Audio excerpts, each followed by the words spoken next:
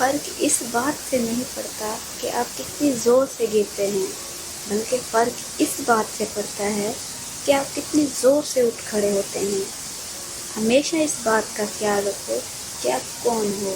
مجھے شیر کی بولی ہوئی ایک بات یاد ہے کہ جنگل کی حالت چاہے جو بھی ہو، میں کبھی بھی گھاس نہیں کھاؤں گا، اور یہ میرا گھمنڈ نہیں ہے، بات بس اتنی ہے کہ مجھے پتہ ہے میں کون ہوں۔ ہمیشہ اچھے کام کرتے رہیے، چاہے کوئی تعریف کرے یا نہ کرے۔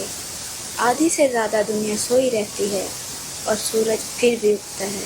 سب سے بڑی دولت جو ہمارے پاس ہے وہ ہے ہمارا دماغ۔ اگر ہم اسے صحیح طریقے سے ٹرین کریں تو یہ پل بھر میں ہمیں حد سے زیادہ پیسہ کمانا سکھا سکتا ہے۔ اگر کسی سے کوئی بات سیکھنا چاہتے ہو، کسی کی کوئی صلاحیت تمہیں متاثر کرتی ہے، تو اس کے پاس جا کر یہ بات بولنے میں کبھی ہچکچانا مت کہ میں تم سے یہ چیز سیکھنا چاہتا ہوں۔ جتنا زیادہ چھوٹے بن کر رہو گے اتنا ہی زیادہ سیکھنے کو ملے گا۔ جہاں سے جو چیز سیکھنے کو ملے سیکھتے رہو۔ تو دوڑ میں اول آئے یہ ضروری نہیں، تو سب کو پیچھے چھوڑ دے یہ بھی ضروری نہیں۔ ضروری ہے تیرا دوڑ میں شامل ہونا، ضروری ہے تیرا گر کر کھڑے ہونا۔ زندگی میں امتحان بہت ہوں گے، آج جو آگے ہے کل تیرے پیچھے ہوں گے، بس تو چلنا مت چھوڑنا، بس تو لڑنا مت چھوڑنا۔ محنت سے اٹھا ہوں، محنت کا درد جانتا ہوں، آسمان سے زیادہ زمین کی قدر جانتا ہوں۔ ایک شیر کبھی شکار کرنے کے سپنے نہیں دیکھتا، وہ شکار کرتا ہے۔ سپنے مت دیکھو، اپنے سپنوں پر کام کرو، اور اس چیز سے کبھی مت جلو کہ کون تمہاری برائی کر رہا ہے۔ برائی وہی کرتا ہے جو برابری نہیں کر سکتا۔ اگر اپنا تعارف خود کرانا پڑے تو سمجھ جاؤ کامیابی ابھی دور ہے۔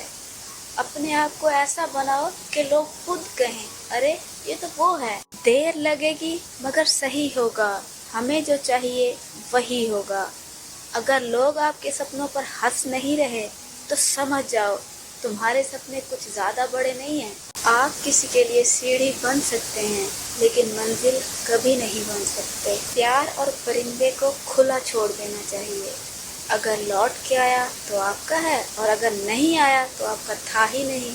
آپ کا کوئی بھی فیصلہ کبھی غلط نہیں ہوتا، بس کچھ کے نتیجے غلط نکل جاتے ہیں۔ تو ایسے حالات میں اپنا دل چھوٹا کرنے کی بجائے اپنے آپ کو سنبھالو اور اس ٹھوکر کو اپنی سیکھ مان کر آگے بڑھتے رہو۔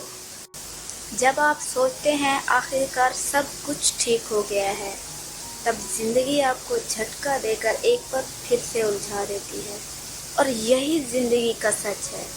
زندگی کبھی بھی سیدھی سیدھی نہیں چلتی، اگر سیدھی سیدھی چلے گی تو آپ بور ہو جاؤ گے۔ زندگی ایک گیم کی طرح ہے، جیسے جیسے آپ آگے بڑھتے رہتے ہو ویسے ویسے آپ کے دشمن آپ کے سامنے آتے رہتے ہیں۔ بات صرف اتنی ہے کہ آپ ان کا سامنا کیسے کرتے ہیں۔